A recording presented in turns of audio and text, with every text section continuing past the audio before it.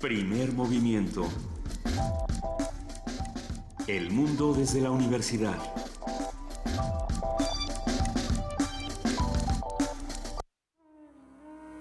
Radio UNAM. Búscanos en redes sociales, en Facebook como Primer Movimiento UNAM y en Twitter como PMovimiento, o escríbenos un correo a primermovimientounam@gmail.com. Hagamos comunidad. Nadie aventó sus galletas abajo de la mesa, nadie escondió nada, pero a partir de este momento ya estamos en TV UNAM saludando a todos los que están haciendo comunidad con nosotros. Bienvenidos al canal 120 o al 20.1 de TV Abierta, gracias por acompañarnos. Aquí andamos, querido Miguel Ángel Quemain. Pues aquí estamos después de una primera hora muy interesante. Estuvimos hablando con Cristian Calónico del 10º Encuentro Hispanoamericano de Cine y Video Documental Independiente, Contra el Silencio, Todas las Voces. Hoy a las 7 de la noche en el Centro Cultural Universitario se inaugura, y hoy es el segundo día justamente. El tercero, ¿no? El tercer día sí. de México 2018, los desafíos de la nación. Las plataformas electorales discutidas por los universitarios tienen presencia aquí en TV UNAM, la transmisión de Radio UNAM de 12 del día a 2 de la tarde. Vamos a desde una de las horas de Prisma RU está dedicada a transmitir este encuentro en el auditorio Alfonso Caso, que termina hoy justamente. Hoy el tema es seguridad pública y derechos humanos, modera Jorge Islas, va a estar Guadalupe Fernández, Sergio García y Pedro José Peñalosa, y en la tarde el Estado de Derecho, Democracia y Rendición de Cuentas con Mónica González Contró. Va a estar el doctor Diego Valadez, Jacqueline Pechar y José Woldenberg discutiendo con los representantes de los partidos el tema del Estado de Derecho, la democracia y la rendición de cuentas. Pues no nos lo perdemos y lo buscaremos, por supuesto, en Radio UNAM, o los que puedan ir, pues ahí nos cuentan, por favor, qué tal se pone, porque sí, sin duda, es algo importantísimo que se tiene que discutir todos los días. Por lo pronto los invitamos a que se queden con nosotros, sigamos haciendo comunidad y vámonos de volada a nuestra nota nacional. Vamos. Primer movimiento.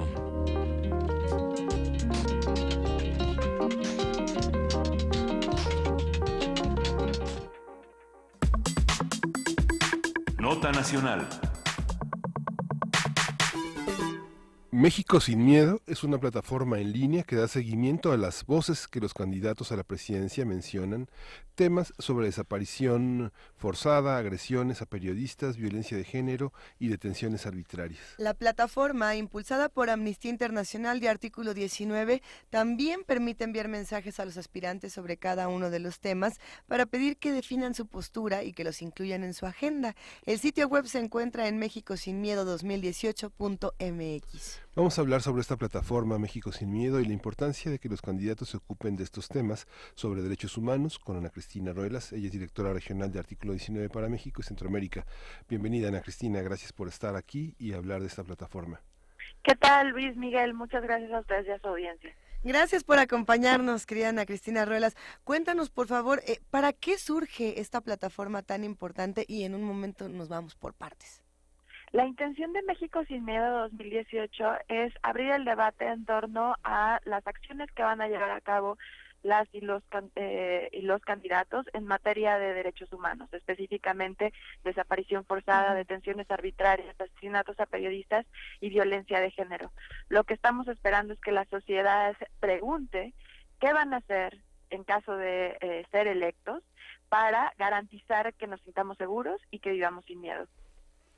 Esto es muy importante pensando también, abríamos este programa, Ana Cristina, justo platicando de los distintos spots y de la manera en la que están manejando las campañas, los candidatos con tengo miedo, justamente con estas campañas del miedo en las que no nos están dando ninguna información y nosotros sí podemos incidir de alguna manera, por ejemplo, por aquí, pero ¿los candidatos responden a una plataforma como esta o no? Desgraciadamente hay muy pocas respuestas por parte de los candidatos en relación con las acciones que van a llevar a cabo para garantizar que durante su sexenio, en caso de ser electos, nos sintamos seguros y vivamos sin miedo. Claro. Hasta ahora solamente hay un grupo de tweets por parte de los candidatos, de algunos de los candidatos relacionados con el tema de violencia de género, pero desgraciadamente la falta de reconocimiento de un estado de violaciones graves a derechos humanos por parte de los candidatos y la candidata, pues nos hace ver que realmente es necesario que la ciudadanía exija respuestas y acciones contundentes y específicas que nos permitan reconocer que va a haber un cambio, porque al final es muy fácil decir y generar estas campañas, como bien lo mencionas, sobre el miedo, pero el miedo lo vivimos nosotros todos los días, cuando agarramos nuestro auto y queremos viajar a cualquier ciudad de la República y sabemos que pues estamos asumiendo un riesgo, cuando los periodistas saben que el ir a cubrir una nota les implica un riesgo. Este tipo de cosas requieren acciones y requieren una política de Estado para garantizar que efectivamente pues este tipo de situaciones no van a volver a ocurrir. Precisamente en la presentación de la plataforma México Sin Miedo, una de las cuestiones que decíamos es, necesitamos estar seguros de que quien quede como presidente o presidenta, pues realmente garantice que los hechos ocurridos en Ayotzinapa en 2014, en Tlatlaya, no vayan a volver a ocurrir. Y en esa medida necesitamos propuestas específicas y serias que nos den pauta a reconocer que ellos están dispuestos a pues garantizar la verdad, la justicia y la no repetición de los hechos. Pareciera justamente repetitivo tratar de puntualizar los problemas y de señalar todo lo que está ocurriendo en nuestro país, pero tenemos que hacerlo todos los días y de manera urgente.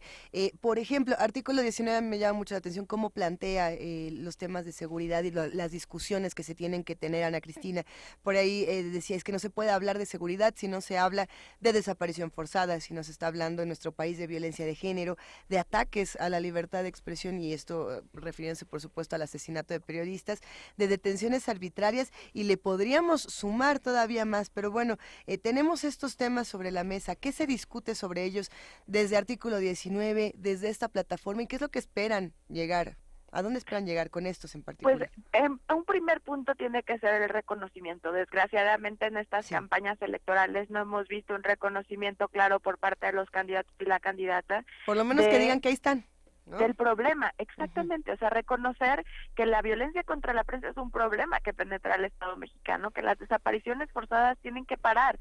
Estamos hablando de miles de personas que han sido desaparecidas, personas que han sido detenidas y las detenciones arbitrarias derivan en tortura. Este tipo de cosas ya las han dicho los organismos internacionales, lo hemos dicho hasta el cansancio, el movimiento de derechos humanos en México, y sin embargo no vemos en ninguno de los discursos de los candidatos y la candidata pues un compromiso para combatir estos problemas que al final marcaron la guerra contra el narcotráfico, el sexenio de Felipe Calderón y el sexenio de Enrique Peña Nieto. Necesitamos pues tener certeza de que, como lo mencioné, que hechos tan dolorosos como los que ocurrieron en este sexenio, Tlatlaya, Tanguato, Patzingán, Ayotzinapa, etcétera, etcétera, etcétera, no van a volver a ocurrir. Y en esa medida necesitamos exigir a los candidatos y a la candidata que tengan respuestas. Por eso es tan importante, y esta plataforma es muy simple. Lo que esta plataforma plantea es, sabiendo que Twitter se ha convertido en un mecanismo de comunicación directo entre los ciudadanos y los candidatos, reconociendo también que Twitter no llega a todos los ciudadanos, pero sí a una vasta población, es importante que esta población también empiece a hacer exigencia por aquellos que no tienen esta comunicación directa con los candidatos y les exigen respuestas para vivir un México sin miedo en el próximo sexenio. Lo que es, bueno, Twitter es una herramienta interesante. López Obrador tiene cerca de 3 millones y poco más de 3 millones y medio de seguidores desde que inició la precampaña. José Antonio Meade tiene cerca de 2 millones y medio y Anaya 1.100.000, ¿no? Se han incrementado de una manera muy paulatina, muy lenta, ¿no? Anaya, pues, en ese cierre que se hizo con la precampaña tenía 70.000, Meade cerca de 500.000 y López Obrador cerca de 1.000.000 más. Las propuestas tienen que estar en esos espacios. Los tweets que ha tenido Meade, los tweets que ha tenido Anaya parecen ser los más interesantes, cuando desde el PAN vienen los más retrógradas, digamos, toda la prohibición, toda la falta de reconocimiento hacia la libertad de las mujeres sin violencia, el derecho a abortar, la diversidad sexual, el uso de anticonceptivos, etcétera, etcétera, etcétera. Pero y de Margarita Zavala, pues también parece que son muy generales. Pero ¿no es la transversalidad lo que hace reconocible también todas estas visiones que pueden tener López Obrador o incluso Mid? Sí, efectivamente. Yo creo que una de las cuestiones que es importante decir es que esta plataforma es apartidista, imparcial. Realmente lo que contabiliza la plataforma es el número de menciones relacionadas con el tema. No analiza si las menciones son positivas o negativas desde la visión de Artículo 19 o de Amnistía Internacional. Es decir, lo que busca esta plataforma es decir, a ver, ¿qué es lo que piensa este candidato sobre los asesinatos a periodistas? Si ese candidato dice, no, pues es que a los candidatos, a los periodistas los matan porque sí, sin hacer un análisis profundo, Artículo 19 no coincide con esa lectura. Sin embargo, es importante que los ciudadanos reconozcan que ese candidato o esa candidata tienen una lectura muy corta respecto a la violencia contra la prensa. En ese sentido, ni Artículo 19 ni Amnistía Internacional analizan o califican las menciones, sino que simplemente las ponen ahí en tiempo real, también para que los ciudadanos tengan la posibilidad de decir, esta posición me parece retrógrada, esta posición me parece pues realmente interesante, y pues también otra vez reconociendo que Twitter pues tiene sus limitaciones, ¿no? El primero tiene que ver con que no llega a toda la población, pero de alguna manera sí genera un diálogo directo entre los usuarios y el candidato. Y de alguna manera la idea de esta plataforma es bombardear a los candidatos con exigencias relacionadas con estos 4 temas para que respondan cuál es su posición y en la medida de lo posible saber cómo están leyendo el problema. A ver, justamente a mí me llama la atención utilizar la palabra bombardear, Ana Cristina Ruelas, porque esa es precisamente una de las estrategias negativas que Twitter puede usar en contra, digamos, de la plataforma México Sin Miedo 2018. Un ejemplo muy claro de esto es leer los 2 tweets más recientes que tenemos en la línea de tiempo que incluyen el hashtag México Sin Miedo 2018 y me permitiría hacerlo. El primero es de Rosy Acuña y dice, les exigimos acciones concretas para que las mujeres puedan vivir sin miedo en México. ¿Tú qué propones? Y etiqueta a Ricardo Anaya, López Obrador, a Mid y a Margarita Zavala con el hashtag México Sin Miedo 2018. Ahora me permito leer el siguiente y es de Alejandra del Cueto y dice, les exigimos acciones concretas para que las mujeres puedan vivir sin miedo en México. ¿Tú qué propones? Y vuelve a taguear a los mismos. Lo que hace esta repetición del tuit, que por supuesto uno de estos 2 es un troll, es anular, digamos, este tuit al tener tantas repeticiones con exactamente los mismos caracteres. Y justamente lo que hace es que la plataforma digital dice, a ver, aquí hay un bot, entonces voy a quitar todas estas preguntas y este tuit va a dejar, digamos, de tener la relevancia. Esto, ¿cómo se va a poder regular? Porque justamente el problema con estas campañas es que tenemos un montón de bots del PRI, del PAN, del PRD, de todos los partidos que están ahí tratando justamente de sabotear la participación ciudadana. Efectivamente, y ciertamente existen desafíos, pero claro. y estos tweets precargados tienen la intención de atender a aquellas realidades en las que, por ejemplo, Ana Cristina Ruelas no sabe cómo escribir un tweet en 140 caracteres, pero quiere participar, entonces solamente da un clic para enviar la solicitud a los candidatos y la candidata.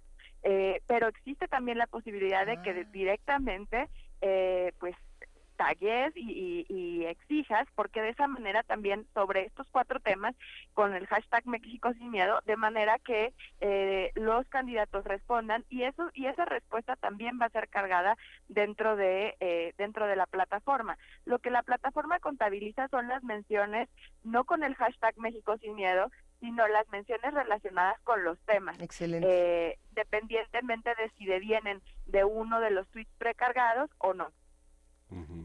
Llama muchísimo la atención que realmente sí se puede detectar en tan poco tiempo, Ana Cristina, la gran participación que se tiene en esta red social. Me parece que es un ejercicio encomiable. A ver si podemos ir compartiendo, retuiteando algunos de los comentarios que hay con este mismo hashtag.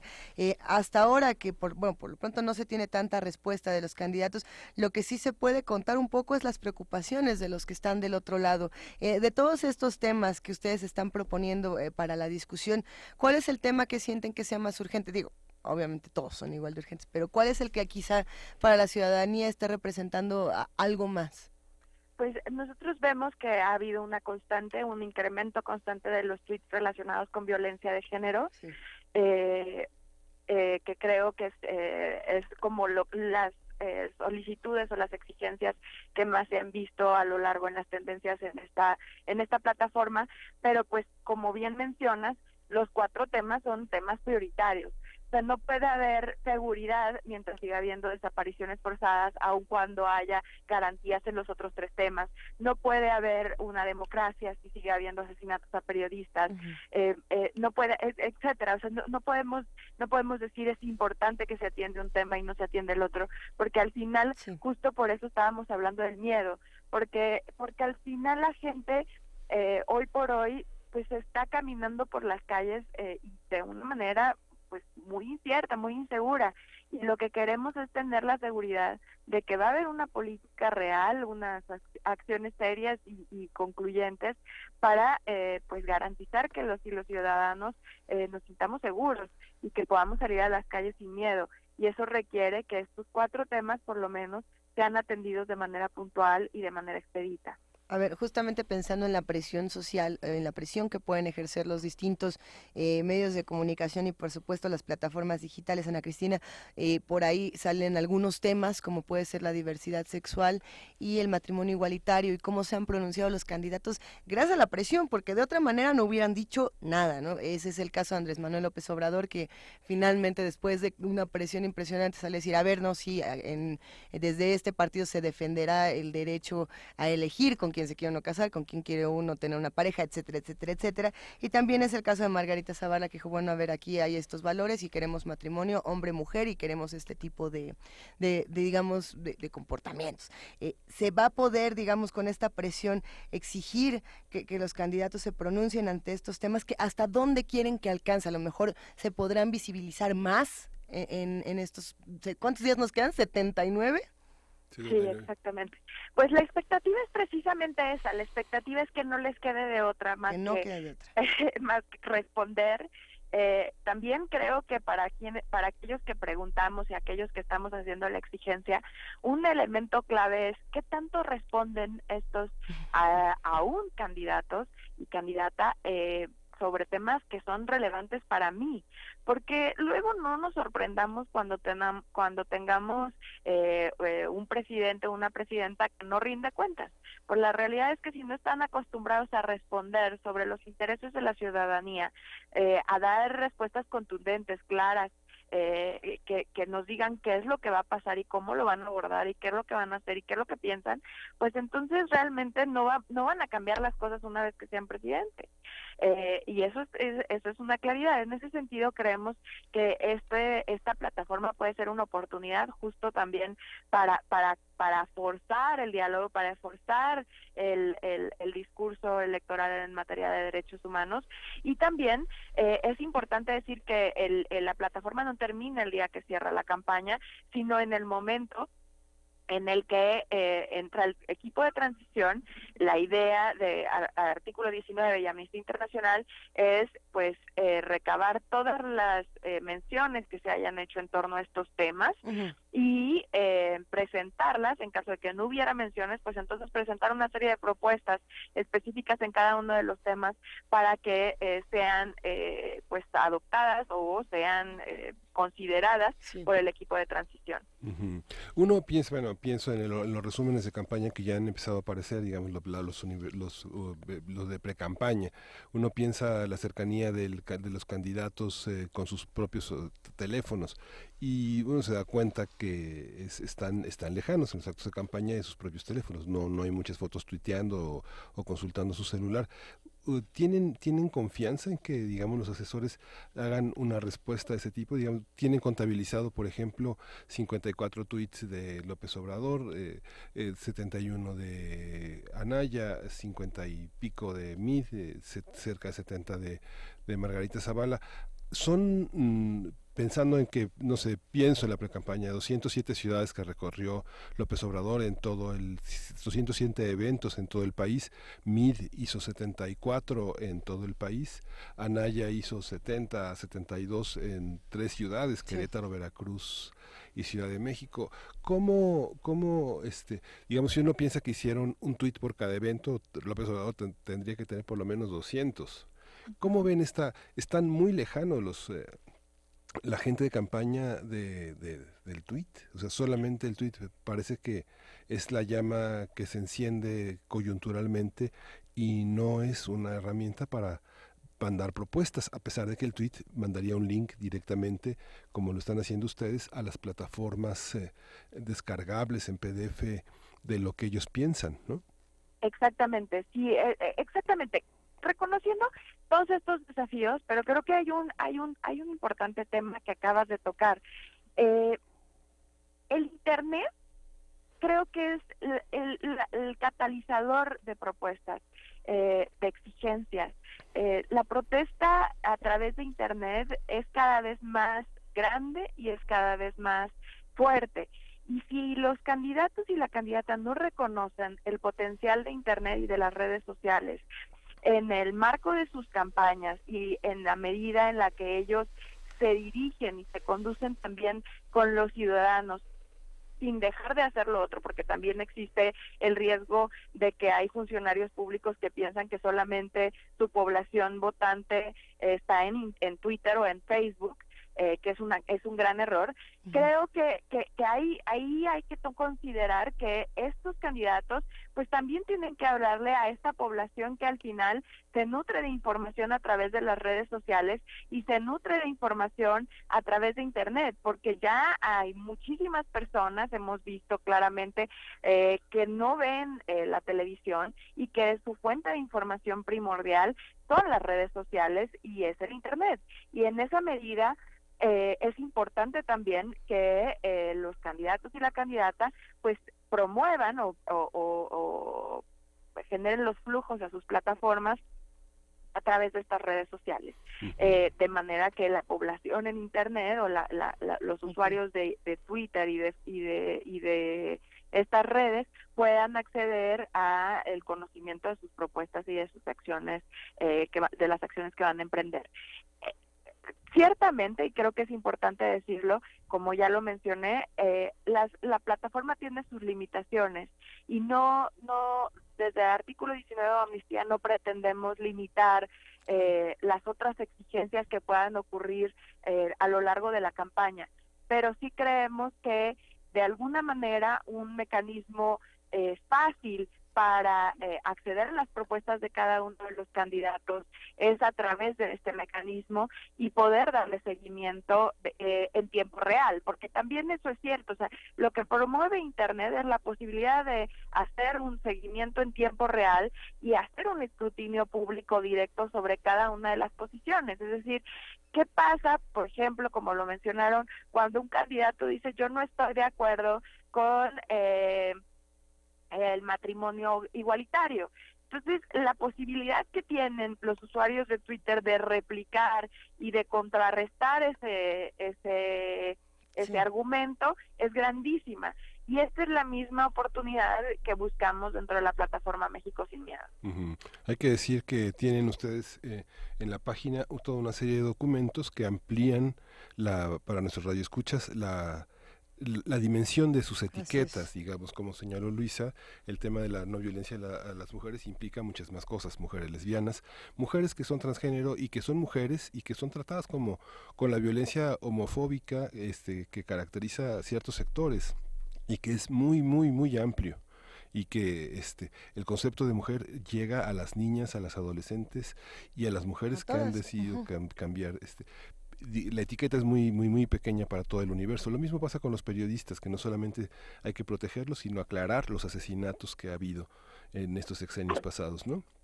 Efectivamente. Y que ustedes ponen en documentos muy muy amplios, descargables, tanto un trato de indolencia, este documento que también hicieron ustedes, que es nada que aplaudir, que es una democracia simulada. Es muy interesante, hay que atender el sitio.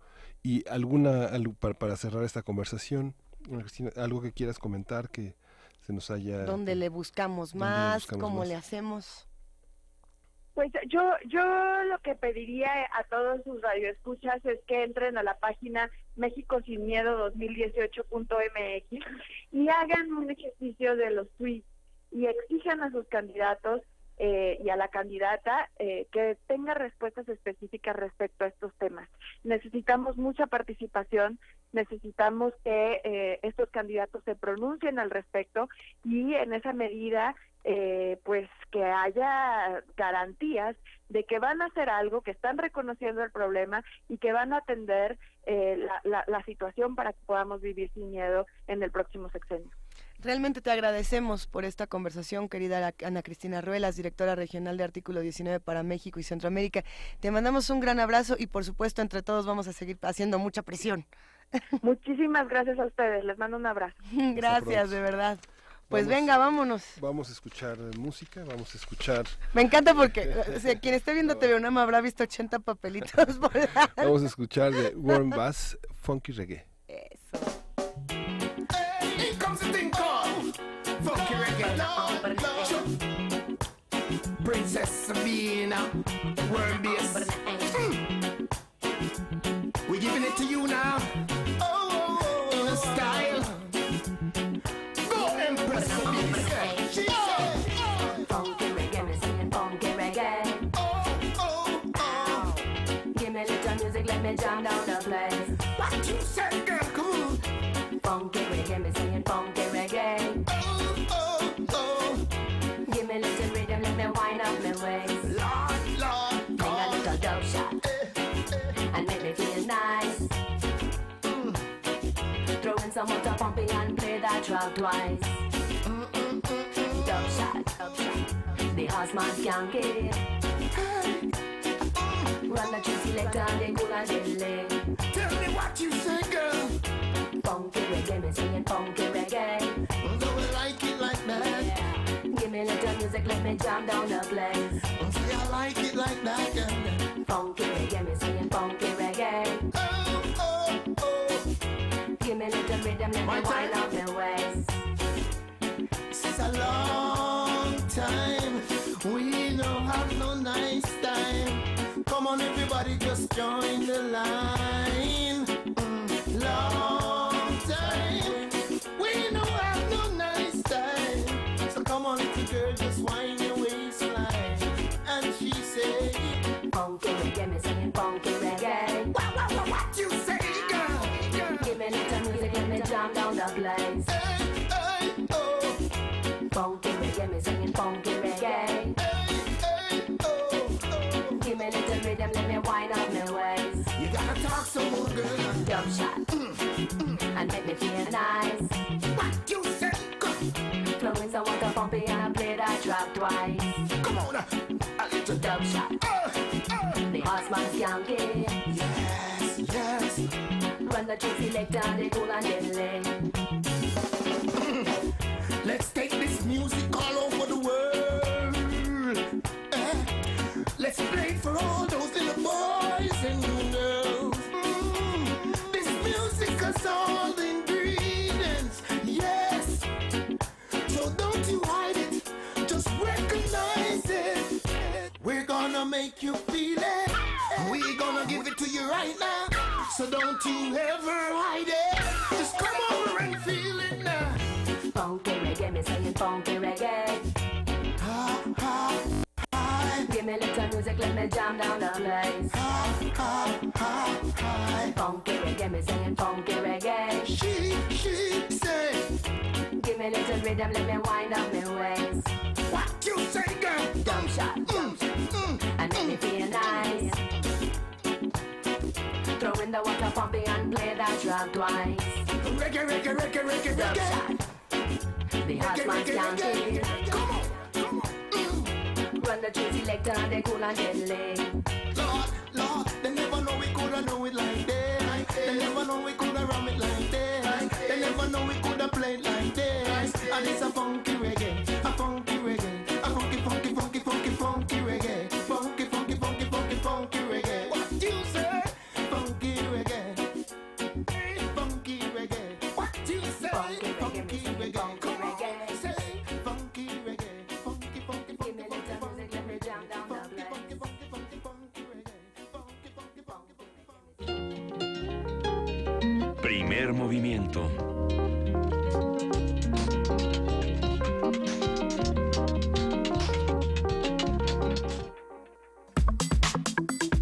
Nota internacional.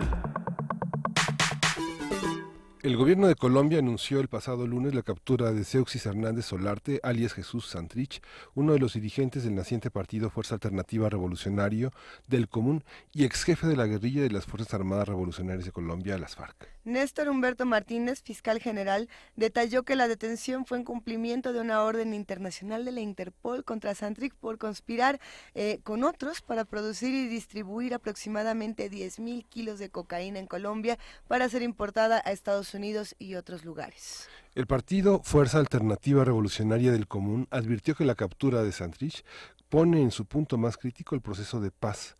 A través de un comunicado señaló que se trata de un plan orquestado por el gobierno de Estados Unidos con la complicidad de la Fiscalía colombiana con el propósito de hacer fracasar el acuerdo de paz. Vamos a hablar sobre la detención de este ex jefe de las FARC y su relación con los acuerdos de paz que se está implementando en Colombia, qué va a pasar y todo esto en el marco de un proceso electoral.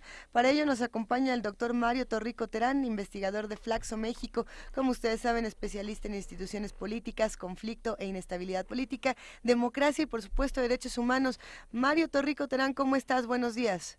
Buenos días, un saludo a ustedes y a toda la audiencia. Un gusto escucharte como siempre. ¿Qué fue lo que pasó en Colombia en los últimos días, en las últimas semanas? Bueno, como bien lo adelantaban en la nota, pues hubo la detención de este comandante, ex jefe guerrillero de las FARC, sí, y que ahora tiene un curul en el Congreso. Hace pocas semanas fueron las elecciones legislativas en Colombia, y las FARC tienen garantizados 5 curules en el Senado y 5 en la Cámara Baja. Esto a raíz de los acuerdos de paz de hace un poco más de un año. Y bueno, este ex jefe guerrillero pues tiene uno de los curules y a solicitud de un juzgado de Estados Unidos fue detenido en Colombia por delitos posteriores a los acuerdos de paz. Recordemos que los acuerdos de paz contemplan la justicia transicional para quienes fueron guerrilleros, para que sean juzgados a través de una jurisdicción especial que implica penas menores.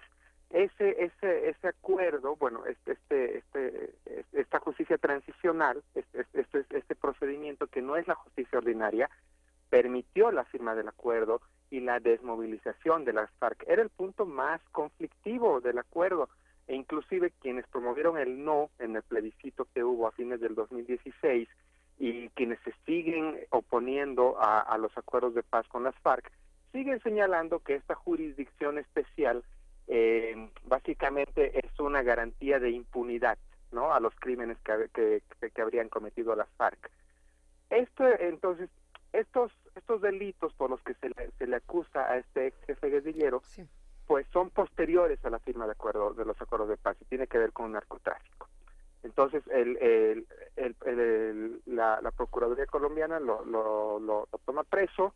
Todavía no se sabe si se lo va a extraditar y las FARC pues emiten este comunicado. Ahora, si este hecho va a dinamitar el proceso de paz, yo más bien pensaría que este hecho en particular no. Porque además las FARC han sido muy golpeadas en el último proceso de elecciones de hace pocas semanas en Colombia. Las FARC recibieron muy pocos votos. Y si no hubieran tenido estos curules reservados, básicamente no hubieran tenido representantes, ¿no? Así es. Entonces las FARC están luchando también por lograr legitimarse ante la opinión pública colombiana, están luchando por mantener, digamos, un espacio político dentro del marco institucional democrático, y si las FARC básicamente se radicalizarían a raíz de esta detención, pues estarían condenándose a desaparecer del espectro político, ¿no?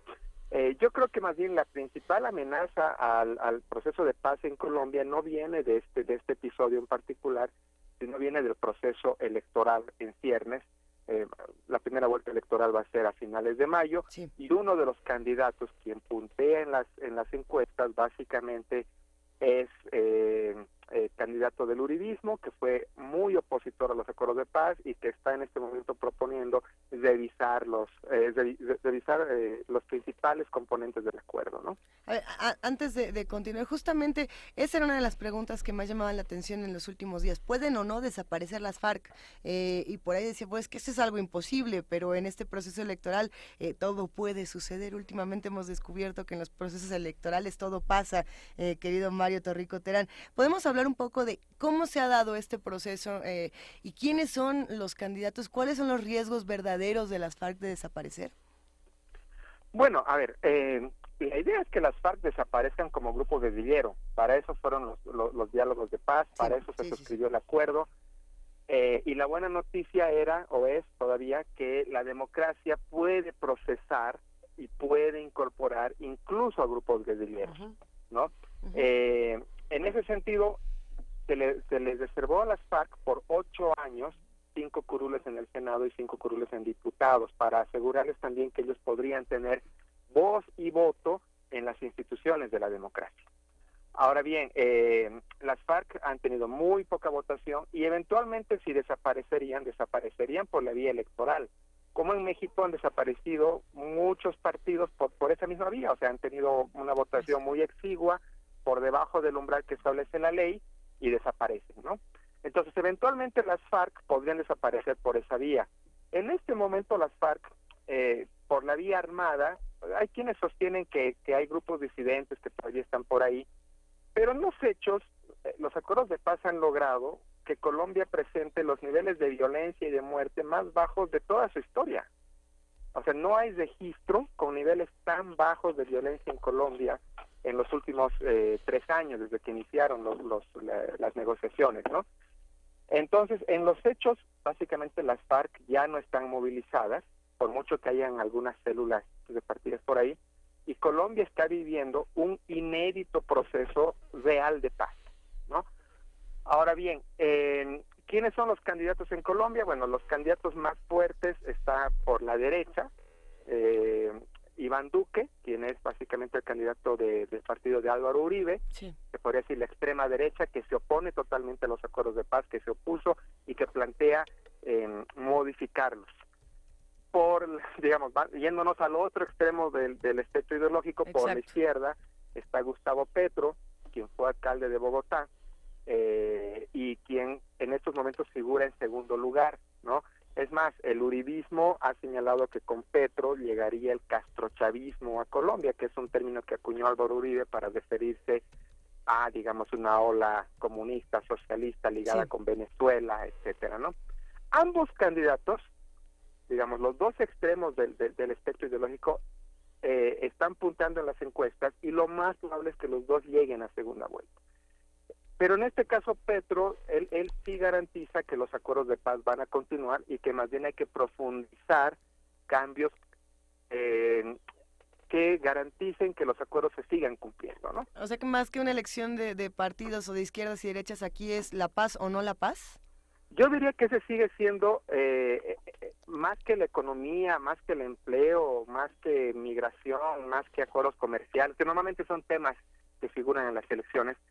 El respeto o el no respeto de la firma del acuerdo de paz es el principal eje sobre el cual se discute en este momento en Colombia, es el principal eje de discusión política.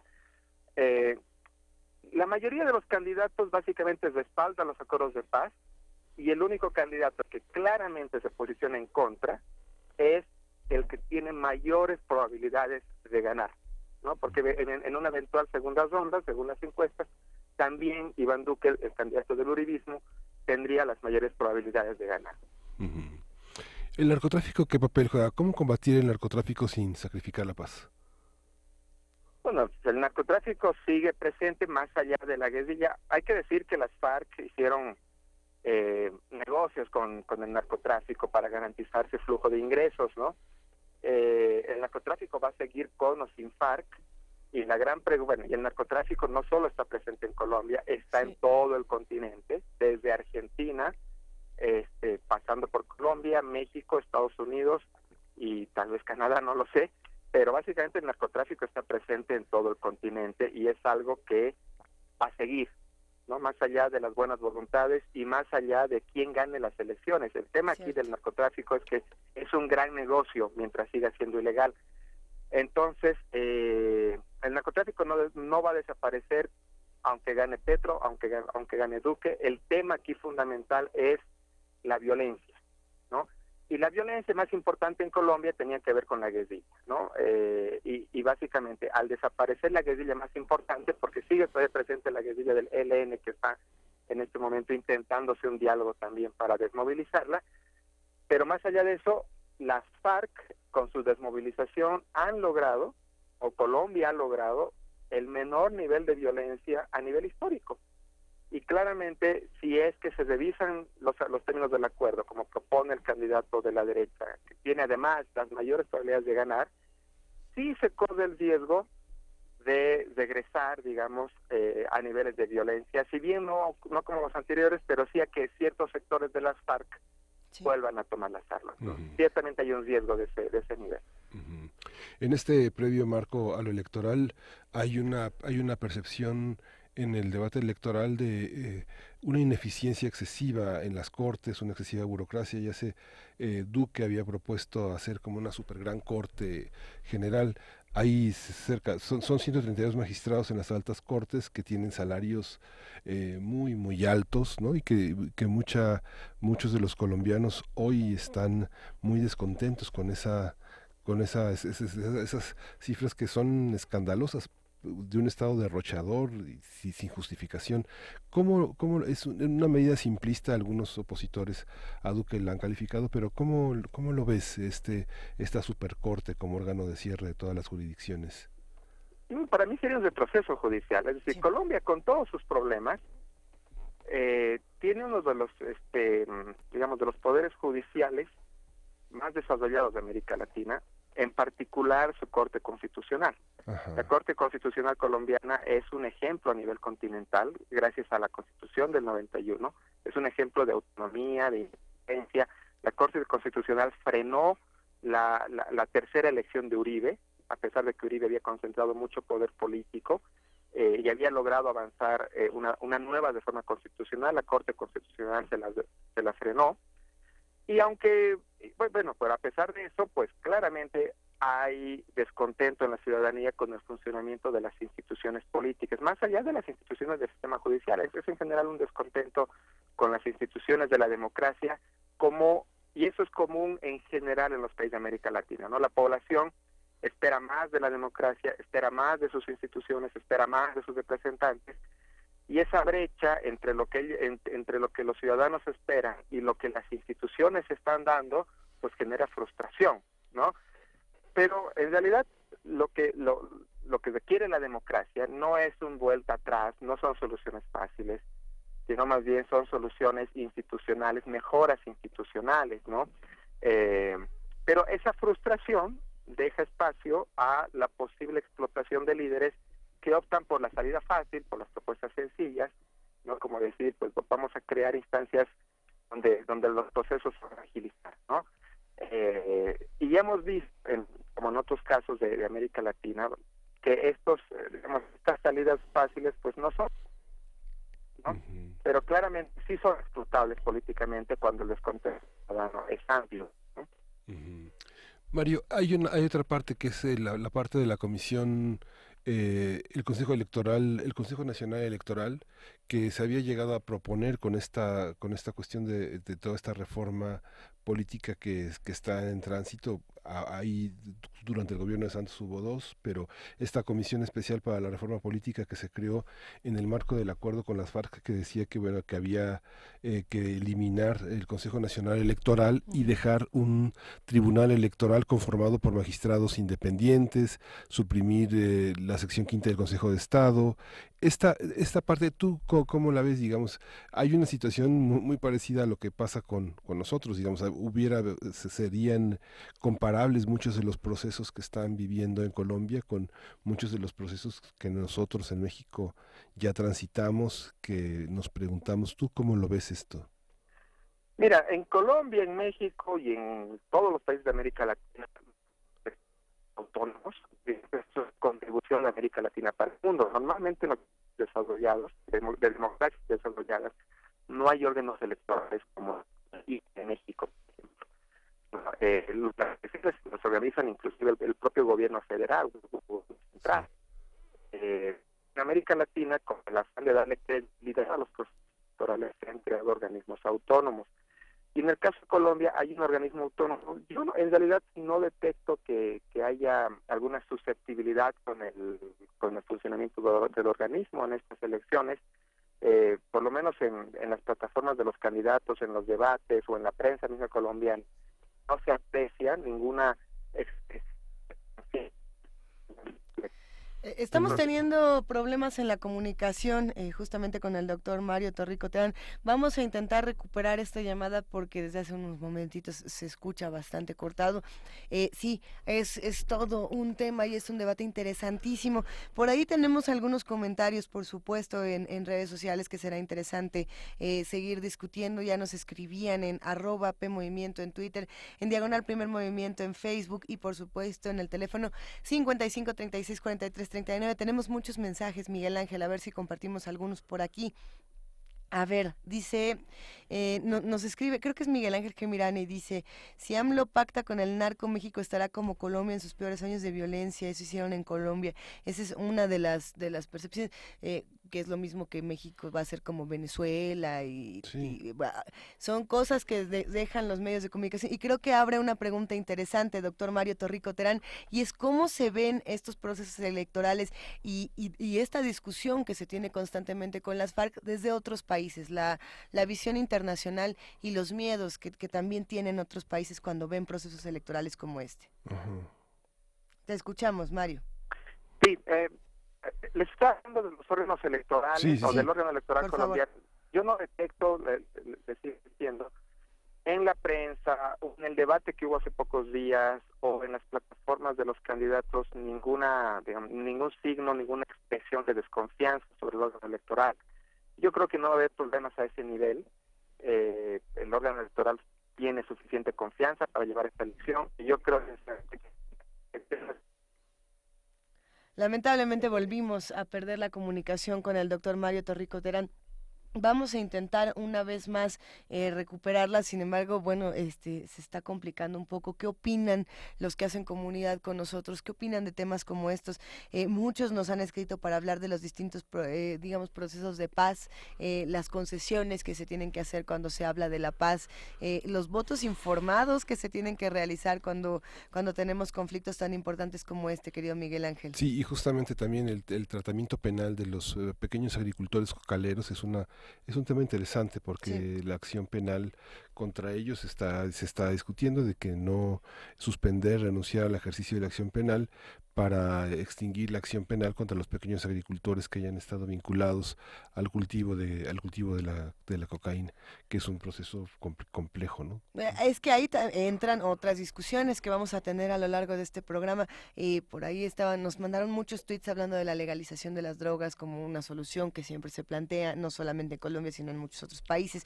Mandamos un gran abrazo a R. Guillermo, a Miguel Ángel Gemirán, a Víctor Betancourov, a quien nos están escribiendo muchísimo, a Manuel Defi, por supuesto, Jorge Martínez, también le mandamos un abrazote enorme a Adam Beldarrain, a Letras en el Aire, lo abrazamos, a Juan Roset, a Alejandro Cardiel, a Olavalle, A ver, ahorita vamos compartiendo todos sus comentarios al Zarco, Alfredo Ávila, que ya estuvo con nosotros, que ya también está tuiteando por acá. Gracias a todos los que están haciendo comunidad y que siguen estas discusiones. No son fáciles, muchas de ellas se conectan con otras. Por aquí R. Guillermo nos hablaba del tema de Colombia y Washington. En fin, atendemos todos sus comentarios y seguimos haciendo comunidad en el 96.1 de FM, en el 860 de AM, en el canal 120 y en el 20.1, y por lo pronto pues nos vamos con un poco de música para seguir hablando de todos estos temas. Vamos a escuchar Fanta Burama de Jelly Tukura.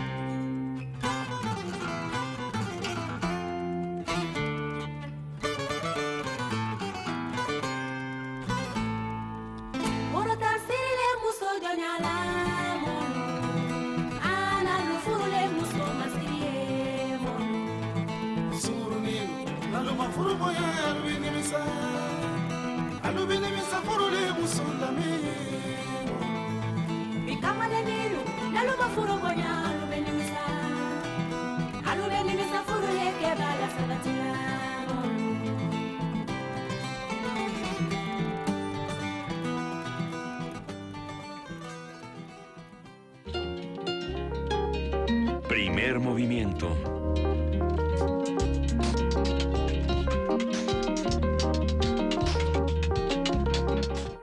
Son las 8:58 de la mañana y estamos a punto de irnos a una pausa. Les recordamos que hoy y mañana van a estar en el Colegio de México debatiendo importantes académicos en nuestra lengua sobre las ciencias sociales, cuáles son los desafíos, cuáles son las problemáticas. No es un debate, como señalaba Roberto Breña ayer en este espacio, es una interacción entre distintos académicos. Mañana concluye con la participación de Soledad Loaesa y en las conclusiones, y John Juaristi de la Universidad de Alcalá, Son importantes visiones de 9 a 14 horas, ya están a punto, todavía tienen tiempo de irse los radioescuchas interesados, los estudiantes, los académicos de las humanidades y las ciencias sociales al Colegio de México. Y les recordamos que también hoy es una mesa dedicada a Lolita, que va a estar Ana Clavel, Miriam Laurini, Esa va a estar buena, sí. Verónica Ortiz, con la moderación de Josefina Larragoiti, en un panorama de revisión de los clásicos de nuestra literatura contemporánea. Esta vez tocó el tema Ana Nabokov, que ya cumplirá casi 120 años, una novela sesentona, 63 años de Lolita, uno de los paradigmas de la literatura contemporánea importantes de leer, ¿no? Importantes de leer y de tener postura frente a ellos. Creo que es un súper tema. Nos han escrito, querido Miguel Ángel, en redes sociales para discutir el tema de la legalización de las drogas, que siempre viene y se pone sobre la mesa cuando hablamos de países como Colombia, cuando hablamos de lo que ocurre en nuestro propio país, y es interesante los distintos puntos de vista que tienen los que hacen comunidad con nosotros. Los iremos compartiendo en la siguiente hora, pero es curioso cerrar con esta nota. Justamente el día de ayer la Suprema Corte de Justicia de la Nación dio visto bueno un segundo amparo en favor de uso recreativo de la marihuana. Si usted se llama Ulrich Richter, háblenos y cuéntenos qué se siente poder sembrar, cultivar, cosechar, preparar, poseer, transportar sin ningún fin comercial o de distribución. Se ha de sentir muy bien. Bueno, no lo sabemos, nosotros no lo sabemos, pero quién sabe qué va a pasar en nuestro país. Interesante. Veremos cómo se sigue discutiendo todos estos temas. Vámonos a una pausa. Vamos a una pausa. Primer movimiento. Hacemos comunidad.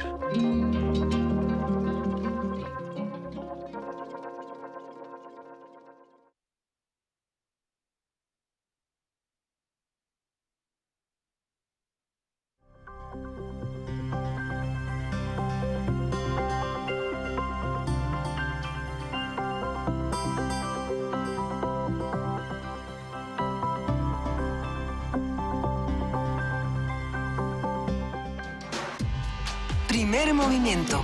Podcast y transmisión en directo en www.radio.unam.mx.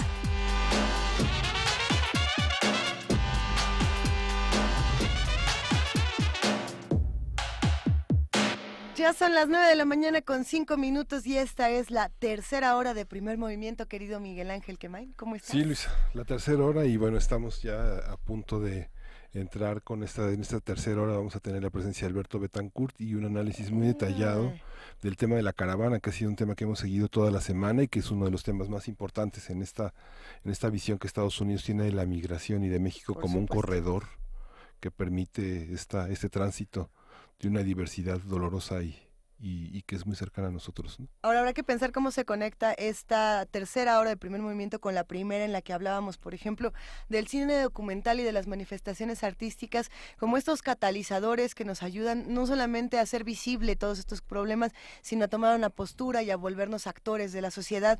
De igual manera como se hace el encuentro de documental, se está haciendo desde Universo de Letras, querido Miguel Ángel, un encuentro que me parece importantísimo. Es el Encuentro Internacional de Narrativa Gráfica, que se va a realizar del 18 al 23 de abril en el Centro Cultural Universitario, por supuesto en la Facultad de Artes de Diseño, en el Chopo y en Tlatelolco, en todas estas sedes, y que va a tener propuestas no solamente visuales, sino también políticas, que me parece muy importante. Sí. Por ahí, justamente el miércoles 18 de abril a las 19 horas, cuando está esta inauguración y cuando vamos a estar discutiendo todos estos temas, va a estar la exposición de los normalistas de Ayotzinapa, justamente esta selección de los retratos realizados por ilustradores como parte de la exigencia de aparición con vida de los estudiantes de la Escuela Normal Raúl Isidro Burgos. Esto justamente es en el pasillo de la librería Julio Torri, en el Centro Cultural Universitario. Dentro de las muchas actividades que se van a tener, habrá muchas discusiones, muchos comentarios y por supuesto muchas exposiciones. Hay una mesa de diálogo que a mí me llama muchísimo la atención, que se llama Formar Narradores Gráficos, el papel también de los jóvenes y también el papel de la academia en la profesionalización del lenguaje gráfico narrativo. Esto será una conversación entre Valeria Gallo, Diana Peredo, Esmeralda Ríos, Alex Herrerías. Esto es, si no me equivoco, a ver, en un momento, también va a ser el miércoles 18 de abril. Sí, es que es muy interesante porque este encuentro internacional de narrativa gráfica de alguna manera congrega todo el esfuerzo de todo un conjunto de difusores culturales, de gestores culturales que desde la Feria del Libro Infantil y Juvenil hicieron con el catálogo de ilustradores y que ahora hacen una cuestión interdisciplinaria al permitir que en México se quede una de las grandes potencias en trabajo gráfico, que es la experiencia chilena, argentina, española, colombiana, peruana, que permite a través de la experiencia en talleres y conferencias que se quede entre nosotros esta parte, y la distribución en la ciudad de distintos puntos de encuentro es muy importante. Hay un punto que que es una cosa fantástica, que es la nave de los mitos, ¿no? Que es una cafetería que vende libros y que como pocas veces en pocas librerías hay esta exposición de los libros gráficos que se han editado en México, porque son editoriales, muchas de ellas independientes, muchas de ellas muy poderosas, pero independientes, no sé, desde Resistencia hasta Sexto Piso, pero hay otras que, forman parte del Fondo de Cultura Económica, pero todo está atomizado. Verlo todo junto es muy impresionante. Celebremos que la UNAM tiene estos espacios, tiene el Encuentro Internacional de Narrativa Gráfica, Dibujar la Memoria, por ejemplo, forma parte de estos talleres gratuitos que también estarán en la Fiesta del Libro y la Rosa. Este es otro espacio que propone la universidad y que va a estar justamente con libros para todos, para celebrar. Y no solamente está la Fiesta del Libro y la Rosa, no solamente está el Encuentro Internacional de Narrativa Gráfica. Más adelante en este programa vamos a hablar de los otros libros, Tianguis de la Diversidad Textual. ¿Cuánta propuesta, Sí, y es una combi que pasó la verificación, es una combi cafetería. Oye, está buenísimo. Comparte más de eso, Miguel Ángel. Ahorita a ver si lo compartimos en nuestras redes sociales. Hablamos de libros, hablamos de cómo la palabra cambia, por supuesto, nuestra realidad, cómo la transforma. Así que para ello, poesía necesaria. Primer movimiento.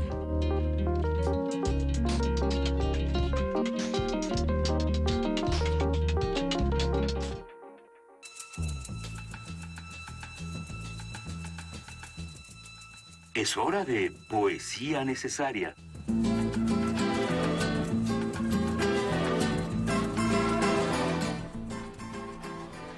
Hoy Dolores Castro cumple 95 años. ¡Ay, qué felicidad, maestra! Una de las grandes maestras, una de las grandes difusoras de la literatura mexicana, una mujer muy cercana del periodismo, que ha pasado generaciones y generaciones de poetas, y que ella pertenece a una generación interesante: Roberto Cabral del Hoyo, Enriqueta Ochoa, Javier Peñalosa, muchos poetas que son muy importantes y que dejan memoria, y justamente hoy la vamos a recordar con un nocturno. Ay, tan generosa la maestra. Que vamos a acompañar con el Nocturno 3 de Chopin, en la interpretación de Alberto Cruz Prieto, que es también una visión poética muy interesante. Nocturno.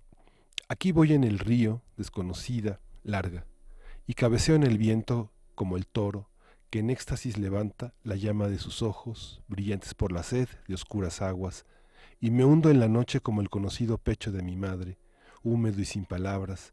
Muerdo el fruto del día y en el silencio voy como la rama enamorada y muda que danza. Ahí van mis sentidos prendidos en el vientre de la noche como 7 cabritas, palpitantes y fijas. Sola me quedo junto al que se oculta, hollando a sus criaturas. Entre las ramas flotando van estrellas como frutillas duras. Bajo este cielo hay todas las cosas, van hablando entre dientes, solas y presurosas. Bajo este cielo hay, me voy rendida como la hierba hollada y queriendo cantar y sin hallar palabras.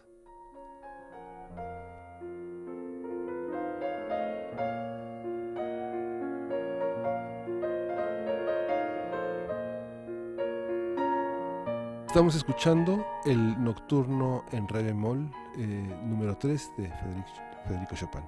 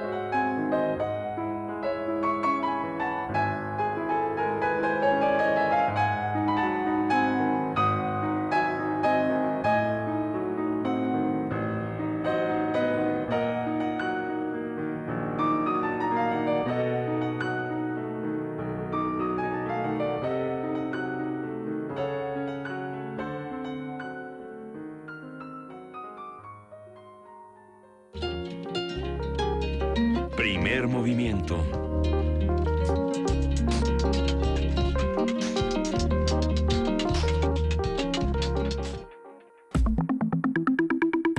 La mesa del día. Como todos los jueves, son jueves Alberto Betancourt con temas a profundidad, desde distintas perspectivas, con una visión ecuménica y prolífica de la información. Alberto, buenos días. ¿Qué tal, Miguel Ángel? ¿Cómo estás? Buenos días. Muy bien. Estoy aquí con Luisa haciendo pruebas de sonido. Le andamos moviendo al audífono, ya no sé si le subí al mío, le bajé al suyo. No, discúlpeme, producción, uno que se pone a jugar aquí con, todo bien, con todo las bien. perillas. Miguel Ángel, buenos días, gracias por la presentación. Luisa, te extrañamos mucho el jueves pasado. Los extrañé, pero los escuché con muchísimo cariño y sé que el tema de este jueves, querido Alberto, promete muchísimo, igual de controversial también, porque hay muchas maneras de leer el Vía Crucis Migrante. Pues, como solemos hacer en este espacio, Mundos Posibles, en Primer Movimiento, quisiera yo compartir con ustedes mi azoro y mi inmensa curiosidad por tratar de entender lo que ocurrió la semana pasada, que condujo al momento, vamos a decir, cumbre, en el que por fin, después de casi 2 años de hacer, pues en cierto sentido podríamos decir lo contrario, el presidente de la República pronunció un discurso en el que reivindicaba la dignidad nacional, y pues quisiera yo hacer una reflexión sobre eso, analizar el contexto en el que lo hizo, el resto de las acciones que ha tomado la presidencia de la República, y ver si es coherente o no con lo que dijo ese día. Pero pues quisiera yo dedicar hoy el comentario a los migrantes centroamericanos que ingresan en territorio mexicano, y particularmente aquellos que forman parte de la caravana del Vía Crucis Migrante. Estaba yo un día regresando de visitar Ocupa Wall Street, cuando me encontré por primera vez con alguien que pronto se convirtió en mi amigo y lo sigue siendo, Rodolfo Hernández Corchado, un estudiante de la Universidad de Cluny que trabajó con David Harvey, con una visión propia de la geografía, egresado de la Facultad de Filosofía y Letras, que pues me estuvo presentando aspectos realmente muy interesantes de las aportaciones que ha hecho la cultura mixteca en Nueva York. Particularmente, por ejemplo, el edificio ABC Río, que es un edificio ocupado por un acuerdo entre pandillas de Nueva York, que a iniciativa de un grupo de mixtecos migrantes ocuparon un edificio abandonado que decía abogado con notaría, y cuando vino la crisis del 2008 se quedó en ruinas, se fueron cayendo las letras del edificio. Pueden buscarlo nuestros amigos en las redes. Ahora el edificio nada más dice ABC Río, ya no dice abogado con notario, y ahí hay pues toda una vida cultural extraordinaria, agencias de prensa independientes, estudios de fotografía, muchas cosas. Estaba yo con él y él me presentó la página de Facebook que él dirige, que se llama Huellas Mexicanas, y ahí me encontré la nota de Luis Carlos Rodríguez, quien el 1 de abril escribió desde Niltepec, Oaxaca. Te va a gustar la página cuando veas lo de ABC Río, porque hay unas cosas punk ahí verdaderamente fenomenales, muy interesantes, dice mi amigo Rodolfo, de la cultura mixtepunk. Es decir, la influencia de la cultura mixteca en el punk neoyorquino. Pero bueno, ahí en Huellas Mexicanas encontré este texto de Luis Carlos Rodríguez, que voy a parafrasear, espero no haber alterado su poesía.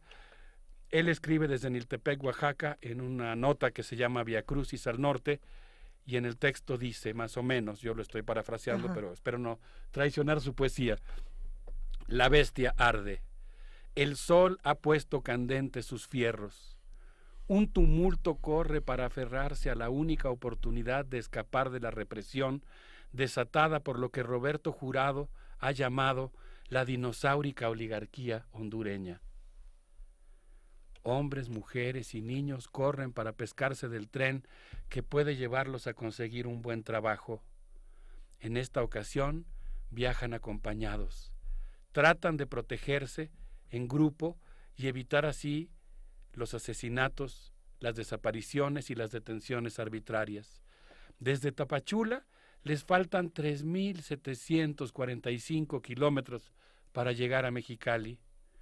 Cuando la bestia frena, chirrian sus llantas, quieren llegar a la frontera México-Estados Unidos para pedir asilo. Génesis Graciela, madre de 18 años de edad, lleva en brazos al migrante más pequeño de todos, César Joan, de apenas mes y medio. Me conmovió tanto imaginarme la escena de Génesis Graciela con su bebito de brazos corriendo a pescar un tren cuyos fierros vienen ardientes. Nada más de imaginarme esa escena de cómo le entrega el bebé a alguien que va arriba del tren, ya que ya subió, y ella corre para aferrarse. ¿Y qué pasa si, como a veces llega a pasar en los camiones de las rutas urbanas, el bebito queda dentro y ella ya no alcanza a pescar el tren, fuera, ¿no? Y va corriendo, se tropieza o cualquier cosa. Qué escena tan desesperante, ¿no? Bueno, pues también viaja con ellos Eneida Rodríguez, quien va con su hermana y su hija de 3 meses, que hierve en fiebre. Hasta aquí dejamos el relato de Luis Carlos Rodríguez, que recuperaremos en un momento más, para agregar que el 80% de los integrantes de la caravana son hondureños, país donde el 28 de junio de 2009 ocurrió una escena verdaderamente impresionante. Un grupo militar penetró en la residencia del presidente Manuel Zelaya Rosales, lo secuestró, lo subió forzadamente a un avión y lo condujo hasta Costa Rica.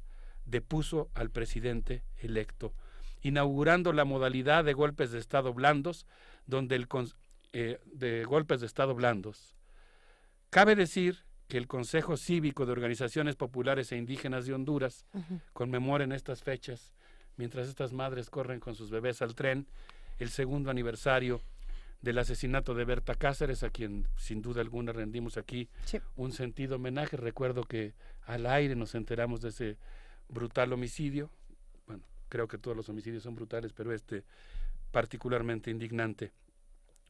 Pues estos migrantes con su vida sencilla, huyendo de la violencia de las maras salvadoreñas, desafiaron al presidente de los Estados Unidos, provocaron una noticia mundial.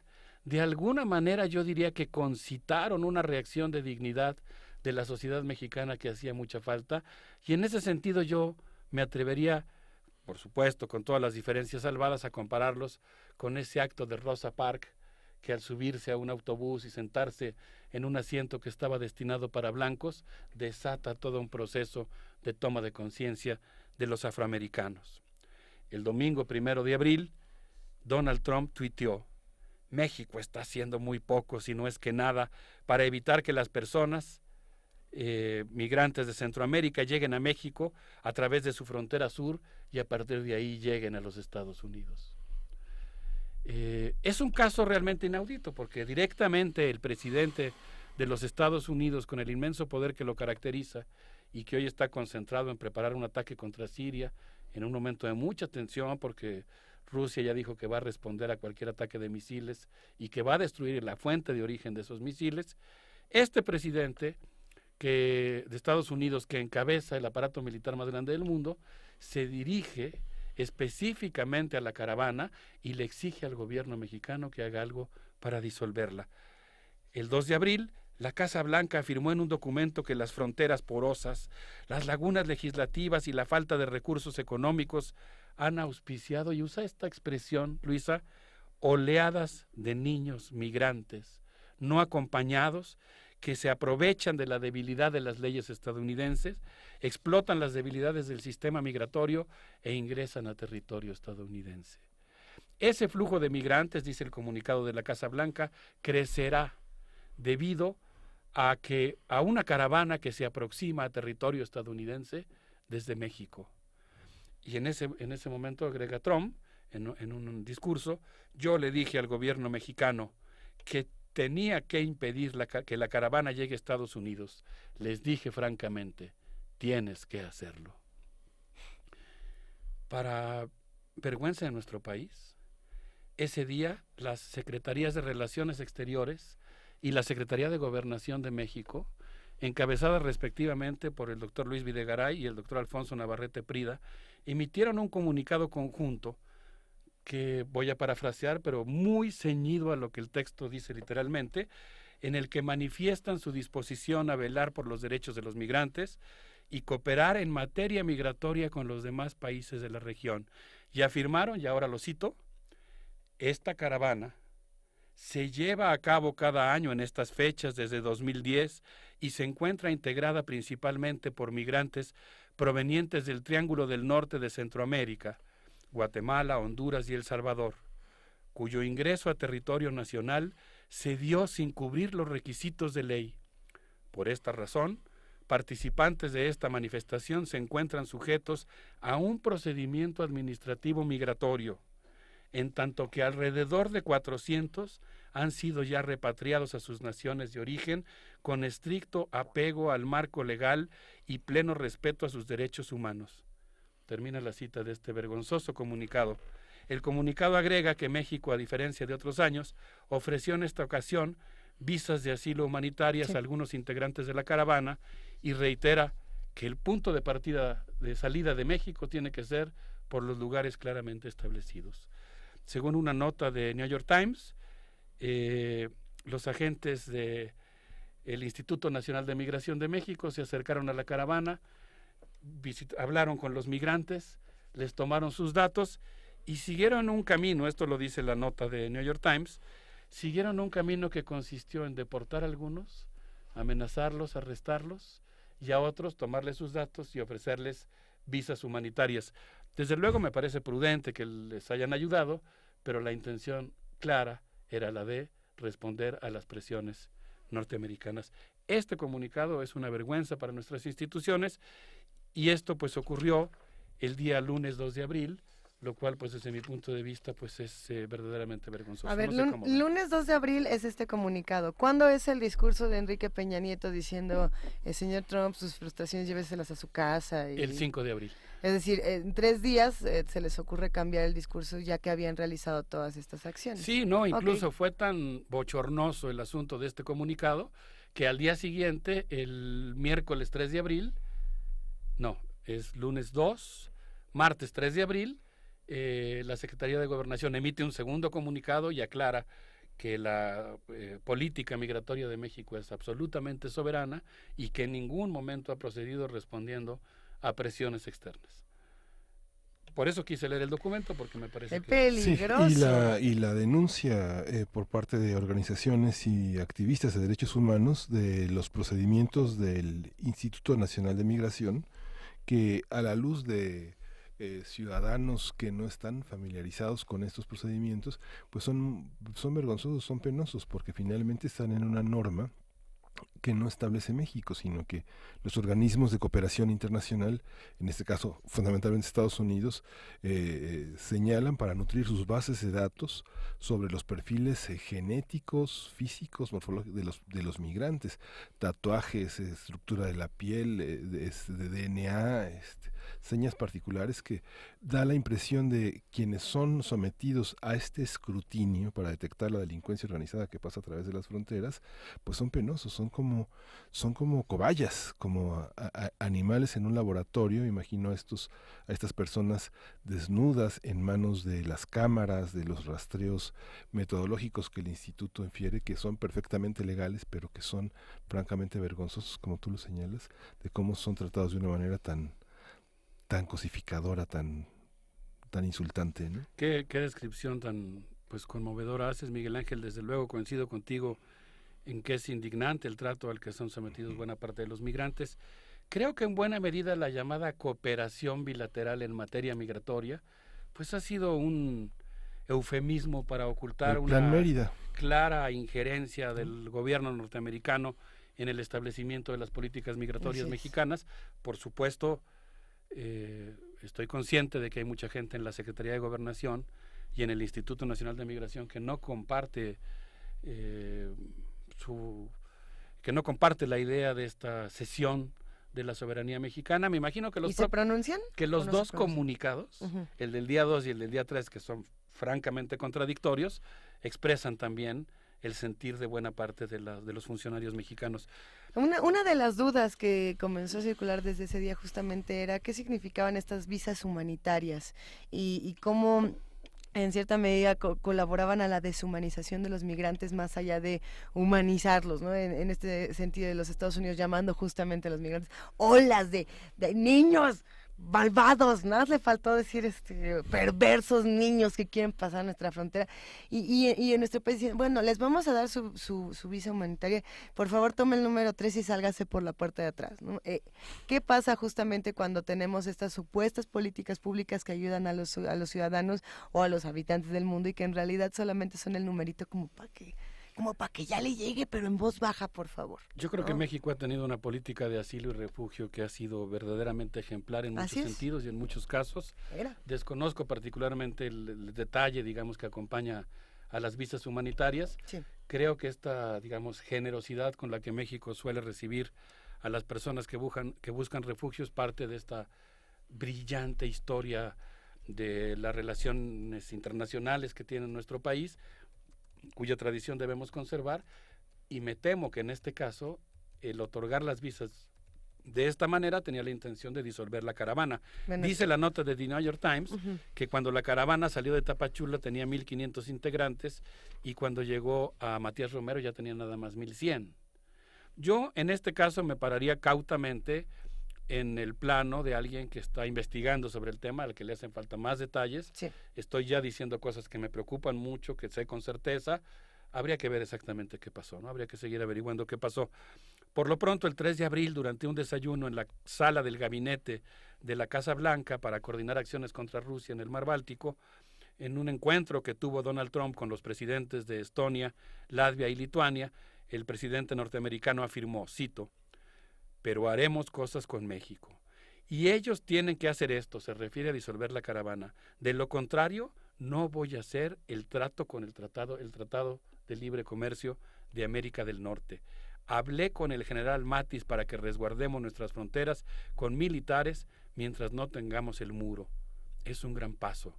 No lo habíamos dado antes, pero México tiene que cooperar. Si no, no firmaremos el Telecán. Yo le dije a México muy fuerte, tienes que hacer algo con la caravana. Acabo de enterarme de la caravana que la caravana que venía se disolvió. México lo hizo. Esta es la afirmación que hizo el día 3 de abril, está en la página de la Casa Blanca el comunicado, y pues me parece verdaderamente penoso, ¿no? Ese mismo día, es el 3 de abril, se emite el segundo comunicado de la Secretaría de Gobernación, donde pues ahora sí ya digamos... dándose cuenta de lo que había hecho, me imagino yo, rectifica y dice que la política migratoria mexicana es un asunto absolutamente de la competencia en nuestro país. Bueno, aventurosamente en México no es Videgaray y Navarrete, porque si no, pues estaríamos... Oh, no, sí son... Bueno, ahorita seguimos platicando. Cabe decir que el 4 de abril, la secretaria de Seguridad Interior, quien recientemente se había reunido con el presidente Enrique Peña Nieto, Kirsten Nielsen, agradeció a México por su intervención en el tema de la caravana y dijo que se había tratado de un operativo conjunto. Yo creo que este es un momento para rendir un homenaje a los migrantes que encabezaron esta lucha cívica, que siguen congregados, y creo que podemos hacerlo, si les parece bien, escuchando a Armando Rosas con esto que se llama El Tren. Algo de rock rupestre para alivianarnos un poquito.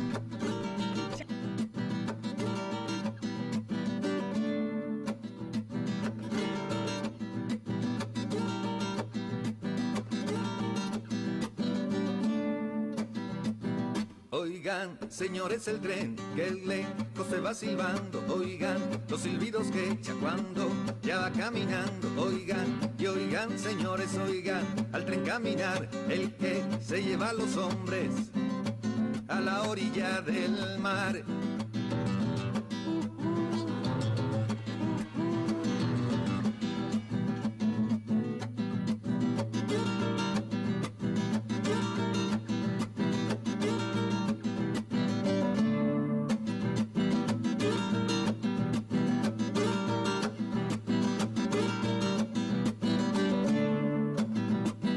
Al pasar por Zapotiti me dijo una muy bonita que dice, señor, me lleva, ya traigo mi maletita, señora, yo no la llevo porque tengo a quien llevar. Hasta lloraba la ingrata porque se quería enganchar.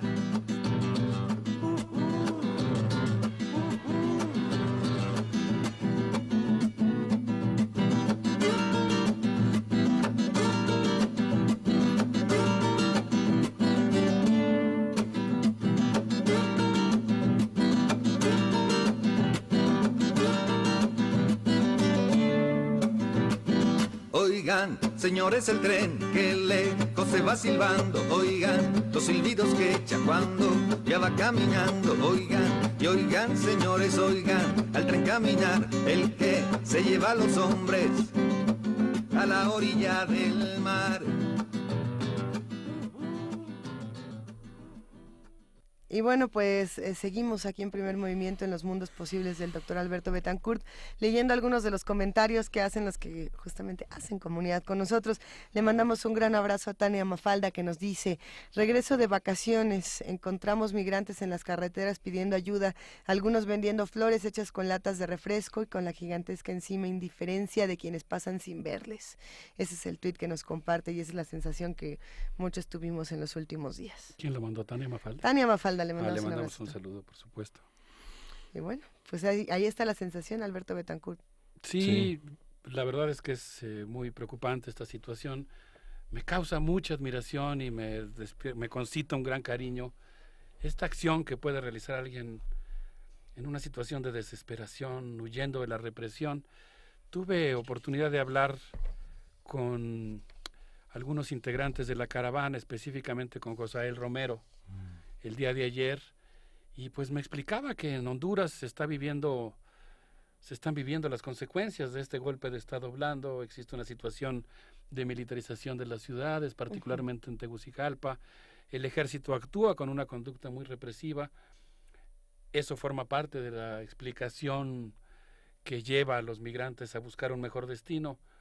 Algunos otros que vienen de El Salvador, el 20% de la caravana vienen huyendo de la violencia de las maras, que pues también en buena medida se han formado después de entrar en contacto con las organizaciones criminales norteamericanas. Y bueno, pues es de alguna manera conmovedor que personas en estas circunstancias hayan sido capaces de emprender una acción cívica que se ha convertido en un acontecimiento internacional y que de alguna manera, yo no sé qué tan efímeramente, pero de alguna manera, y no deja de ser histórico y muy importante, han concitado ciertas reacciones de dignidad nacional. Voy a continuar un poco con la cronología de lo que ha ocurrido. Quisiera recordar que el 26 de marzo pasado, el secretario de Gobernación, Alfonso Navarrete Prida, planteó en la reunión que sostuvo con Kirsten Nielsen lo siguiente, voy a citarlo: en el tema de seguridad fronteriza habrá que tener mucho más cuidado, mucho más detenimiento para frenar la entrada a México. Debo, apegado a la verdad y a la recuperación del texto, que en su texto habló con mucho énfasis de la importancia de defender los derechos de los migrantes, etcétera, etcétera, pero después hizo esta frase que desde mi punto de vista es muy probablemente una concesión a las presiones norteamericanas, que desde hace muchos años han intentado que su frontera sur se desplace al río Suchate. El texto, el funcionario siguió diciendo que pues era muy importante entonces frenar la entrada a México, y expuso la importancia de frenar también el flujo de armas procedentes de Estados Unidos. Por mi parte busqué un documento de la ONU que me dejó realmente helado. Se supone que hay 730,000 piezas de alto calibre anuales que entran a nuestro territorio desde la frontera con Estados Unidos y que sostienen el 47% de las ventas de las armerías de ese país. ¿Te imaginas nada más si este dato es correcto? 730,000 piezas de alto calibre que entran a nuestro país es un ejército. Es como para armar un ejército, ¿no? Bueno, pues afortunadamente el día 4 de abril, desconozco los detalles de la génesis del documento, cómo se procesó, si hubo un acuerdo previo con la presidencia, quién gestionó la iniciativa, pero ocurrió un acontecimiento que vale la pena constatar y registrar en nuestra historia nacional. El Senado de la República aprobó por unanimidad un pronunciamiento sobre las relaciones México-Estados Unidos, en el que señala que compartimos 3,000 kilómetros de frontera, 58 puertos de entrada por los que cruzan diariamente 1 millón de personas, que hay 35 millones de mexicanos en Estados Unidos y 1 millón de estadounidenses en México, y el texto dice a la letra: la forma en la que el presidente Donald Trump se ha comportado es para el pueblo mexicano en su conjunto y para quienes lo representamos en el Senado de la República inaceptable e intolerable. Su conducta ha sido permanente y sistemáticamente no solo irrespetuosa, sino insultante. La negociación del Telecán se ha conducido de manera inaceptable. Acordamos, por tanto, señala, exigir al presidente Donald Trump respeto al pueblo de México, rechazar categóricamente la pretensión del presidente Donald Trump de militarizar la frontera, solicitar al gobierno de la República suspender la cooperación en materia de migración y lucha contra la delincuencia organizada. Al día siguiente, el día 5 de abril, el presidente Enrique Peña Nieto emitió un mensaje en cadena nacional, que supongo todos tienen presente, donde por fin hizo un pronunciamiento enérgico en relación a la necesidad de salvaguardar el interés nacional, nuestra soberanía y la dignidad de todos los mexicanos. Bueno, después de este relato, querido Alberto Betancourt, queda más que claro lo que ya se ha discutido en los últimos días, y es que este mensaje llegó demasiado tarde, insisto. Faltan, ¿cuántos, Miguel Ángel? 79 días para las elecciones. ¡Ay, tenemos presidente! Justo 79 días antes de que se acabe este proceso. No creo que sea justo, pero bueno, ni siquiera tendríamos que discutir justicia en esta mesa, ¿verdad? Mira lo que dice Eduardo Aguirre en una revista muy interesante que se llama América Latina en Movimiento, es una revista digital. Eduardo Aguirre dice que las Secretarías de Gobernación y Relaciones Exteriores presionaron a la caravana Vía Crucis del Migrante para que se disolviera, debido a que México estaba muy presionado por Donald Trump. Trump ordenó movilizar al ejército, lo confundió con la Guardia Nacional a la frontera con México, y aunque el presidente Enrique Peña Nieto juró defender la soberanía nacional, paralelamente giró instrucciones para disolver la caravana. Dice el texto de Eugenio Aguirre: dilúyanse, háganse cada vez menos, es por Trump, hay mucha presión para México, que según él le refirieron los dirigentes de la caravana que habían dicho los agentes de migración. De acuerdo al Observatorio Migratorio Consular de Honduras, citado por Juan Carlos Rodríguez, el presidente Enrique Peña Nieto ha deportado a 40,000 centroamericanos en 2017, mientras que Estados Unidos deportó solamente a 20,000. Es decir, que los acuerdos con Kirstjen Nielsen realmente endurecieron la frontera de México con los países vecinos del sur. Si fuera cierto esto, quiere decir que estamos ante un acto de una incoherencia tremenda. Ahora, el Senado de la República exigió, y yo en este sentido coincido plenamente, la necesidad de suspender la cooperación bilateral en materia de migración y en materia de combate al crimen organizado. Y aquí ya discreparía yo, porque ellos lo condicionan hasta el momento en que Donald Trump se comporte respetuosamente con México. Yo creo que independientemente de que hubiera, que lo veo poco probable, un cambio de actitud del presidente estadounidense, sería importante suspender y cambiar radicalmente el tipo de cooperación. Siempre vamos a estar junto a Estados Unidos y necesitamos cooperar con ellos en muchos temas. Lo que yo diría más que suspender la cooperación es suspender esta cooperación supeditada, que es lo que sí tendríamos que cambiar de manera cualitativa. Hay una serie de comentarios interesantes en redes sociales, a ver si más adelante podemos compartir algunos. Este en particular me gustaría que Carla Tuil nos diera un poco más de información, porque nos dice: nunca pensé que defendería una institución pública, pero en este caso la Secretaría de Cultura, sostenida por sus mediadores de lectura, está haciendo un hermoso trabajo de intervención con migrantes para crear mundos posibles a manos de ciudadanos respaldados por instituciones. Hay que ver de qué se trata justamente para que esto que nos estás contando, Alberto, no se quede en el peor de los relatos, y que a lo mejor quede esa luz justamente de que hay mundos posibles del otro lado, porque está escalofriante. Le mandamos un saludo a Carla, desde luego. El otro día tuve... Sí, se otorgan visas humanitarias o de tránsito cuando hay una violación, cuando un migrante sufre una violación a sus derechos, cuando sufre un accidente.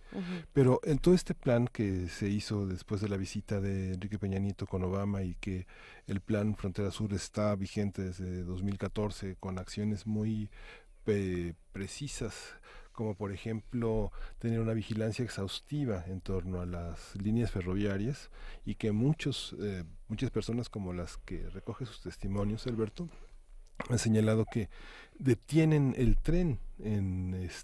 Por una parte han aumentado la velocidad del tren bajo pretextos de innovaciones tecnológicas, pero que permite que los inmigrantes no puedan subir. Muchos no están en condiciones de subir, más que jóvenes que son muy atléticos, muy arriesgados, y de pronto el saber que se va a detener el tren hacen que se arrojen todavía en movimiento lo que implica mutilaciones, accidentes, y es en esas situaciones donde se dan las visas de humanitarias y donde los albergues y las organizaciones que están protegidas por desde 2011 se hicieron algunos ajustes a la ley de migración que permiten esta ayuda humanitaria, sean recogidos ahí, y que muchos se quedan sin sus piernas o sin sus brazos o muy mutilados en este tipo de albergues esperando algún tipo de tránsito.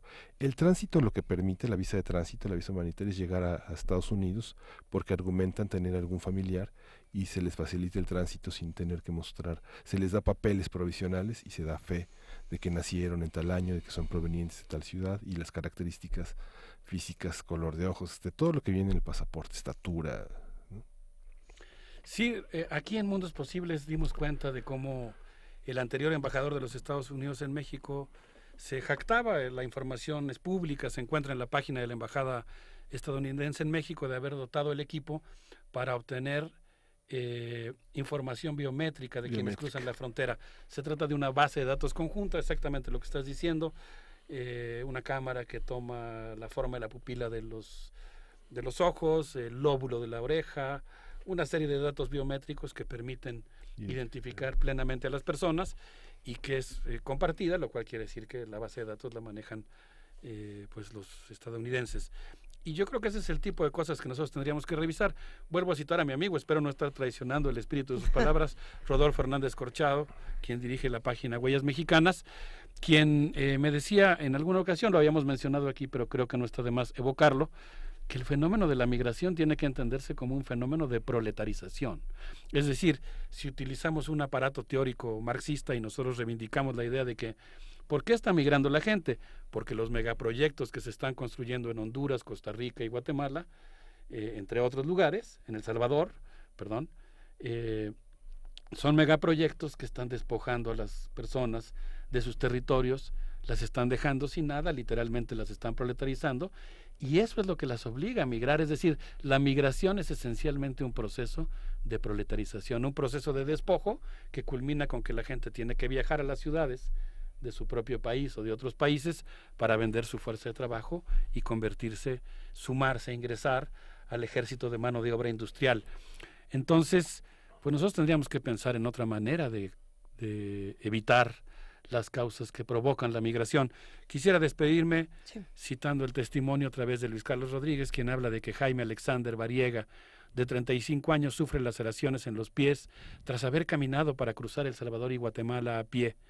La caravana de andrajosos, como en algún momento dado la mencionó el periódico, una de las crónicas del periódico El Universal, no los califica, pero los describe así, pues es una caravana que desde mi punto de vista debe concitar nuestra admiración, en el sentido de que es un esfuerzo más que intenta poner en la agenda social y a la vista de todos la importancia de que todos somos seres humanos, más allá de que tengamos papeles o no, y creo que independientemente de que perdió en cierto sentido fuerza, porque se estaba enfrentando directamente a fuerzas tan poderosas como el presidente de los Estados Unidos, y al menos hasta un momento dado también con algunas de las instituciones mexicanas, me parece que logró algo que todos estábamos anhelando mucho, que fue, aunque fuera, insisto, no sé si de manera efímera, profunda y coherente, pero no deja de tener un enorme valor, la respuesta de la dignidad mexicana y un amplio consenso en torno a la necesidad de replantear nuestras relaciones con México y Estados Unidos, y en ese sentido yo creo que eso podemos agradecérselo a estos migrantes que formaron parte de ese esfuerzo. ¿Dónde podemos encontrar, querido Alberto Betancourt, más lecturas para seguir analizando este tema tan importante? Nos dejas, por supuesto, Huellas Mexicanas en Facebook, que es de Rodolfo Hernández. Corchado, sí. ¿Y qué otra? Nos están pidiendo si tienes libros, recomendaciones para poder seguir hablando de los migrantes y sobre todo de los que vienen de la frontera. Recomiendo mucho acercarse al Seminario Permanente de Estudios Chicanos y de Fronteras del Instituto Nacional de Antropología e Historia, donde es un espacio académico fenomenal, coordinado por el doctor Juan Manuel Sandoval. Ahí está también nuestro amigo, el maestro Javier Guerrero, y muchos amigos, mucha gente más, porque han tejido una red realmente formidable, que está mucho más allá de las fronteras, de pensadores críticos que están haciendo cada día algo para conocer mejor esa realidad y para transformarla. La página del seminario no refleja su riqueza, pero es una puerta de entrada para para asomarse a lo que están haciendo. Pues atravesemos todos estos portales juntos, querido Alberto Betancourt. Muchísimas gracias por compartirnos estos mundos posibles el día de hoy. ¿Qué les parece si nos despedimos con Olinka y Masewali, la cumbia de la dignidad, para bailar un poco y sacudirnos? Eso sí es dignidad. Gracias, Alberto.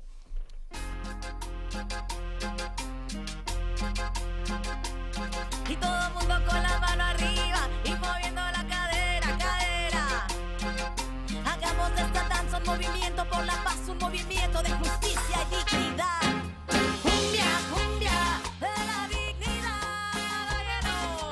Esta es la llamada cumbia de la dignidad. Cumbia, cumbia, vengan todos a bailar, a menear. Solo si tú bailas tumbas.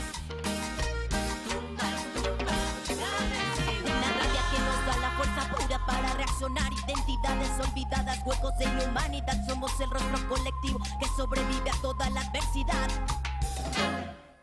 Hagamos de esta danza un movimiento por la paz, un movimiento de justicia y dignidad. Prende la vela de la rabia digna y vamos juntos a bailar. Detrás del dolor llegará la esperanza, contra el desprecio, la dignidad. Hay que cultivar en cada paso resistencia y con esencia la integridad. Nunca podrán apagar la luz, no callarán nuestro espíritu. Nunca podrán apagar la luz, no callarán nuestro espíritu. Cumbia, cumbia de la dignidad, oye no. Esta es la llamada cumbia de la dignidad. Oye te digo, cumbia, cumbia, vengan todos a bailar. Esta es la llamada cumbia de la dignidad. Cumbia, cumbia, vengan todos a bailar, a disfrutar. Solo si tú bailas tumbas, tumbas, tumbas la desigualdad.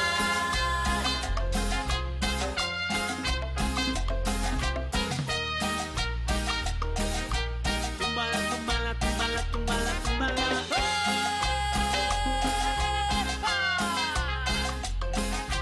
Tumbala, tumbala la desigualdad.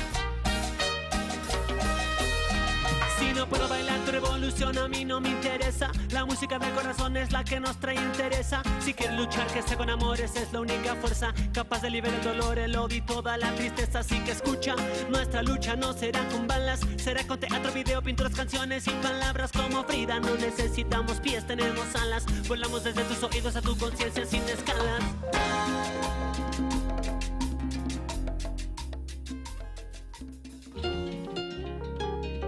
Primer movimiento.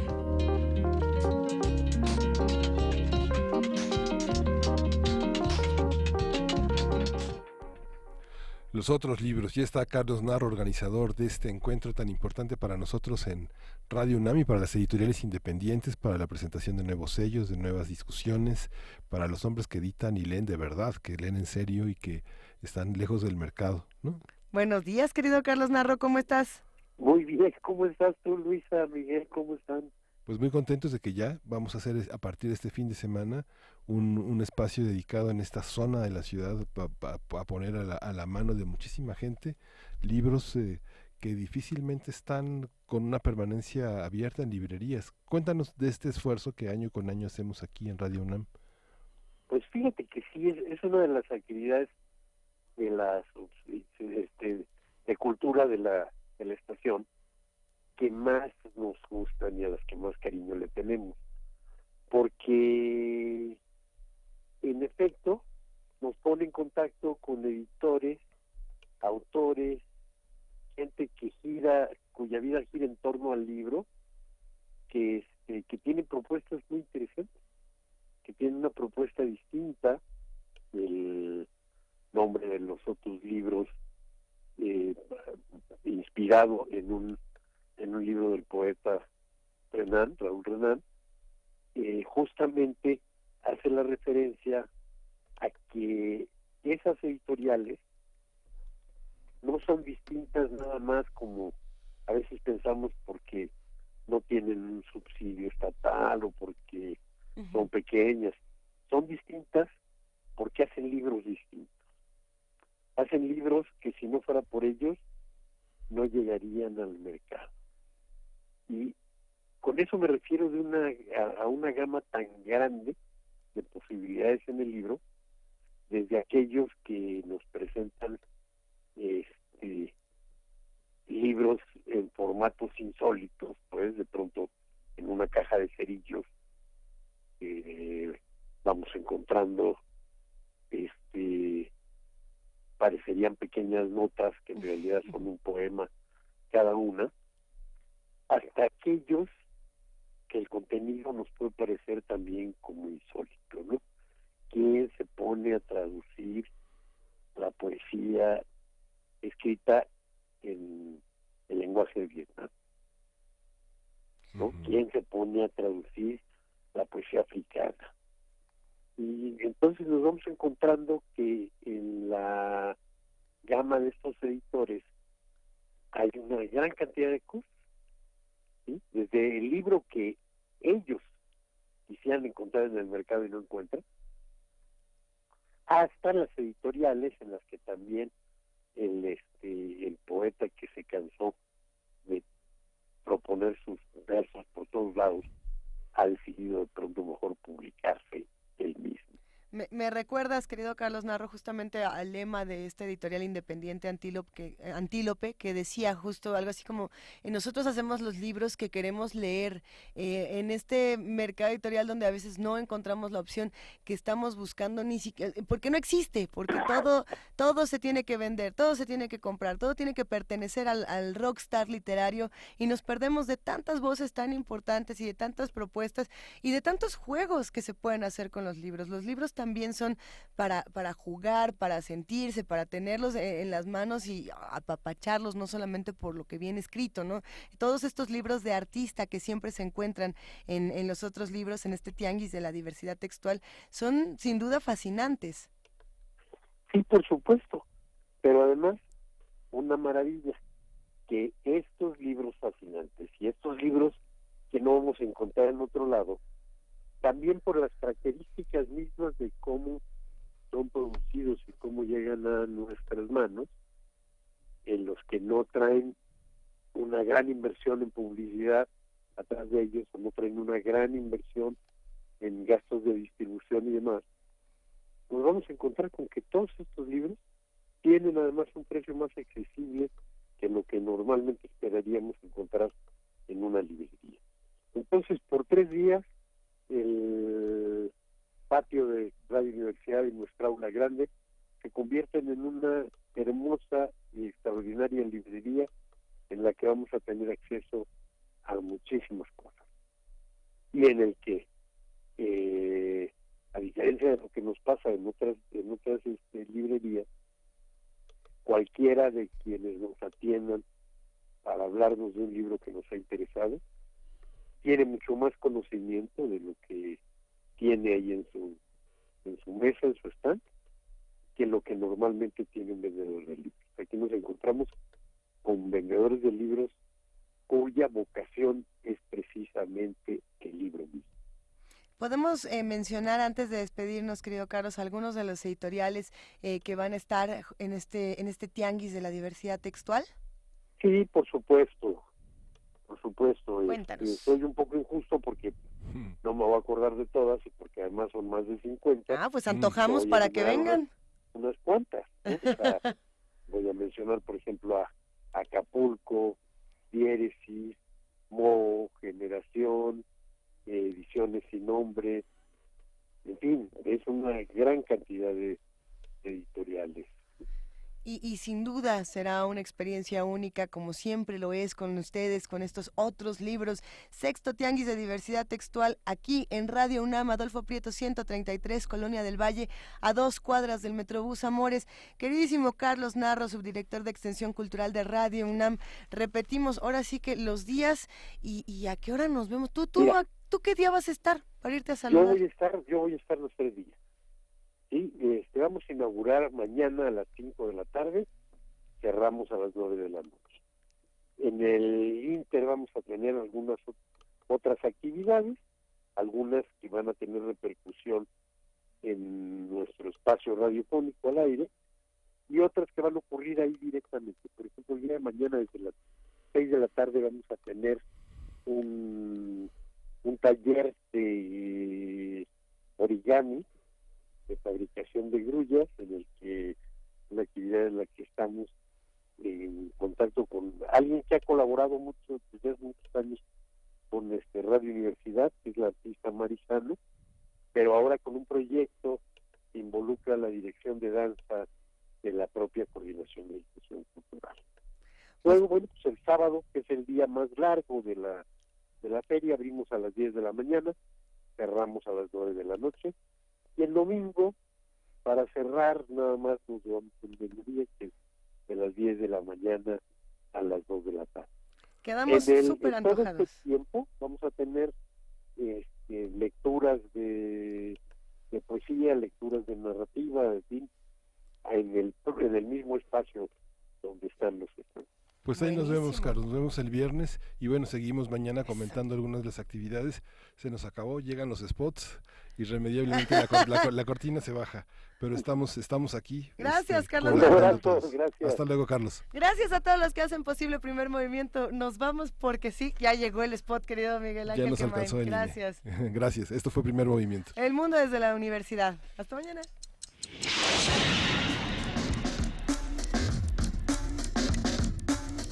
Radio UNAM presentó Primer Movimiento. El mundo desde la universidad.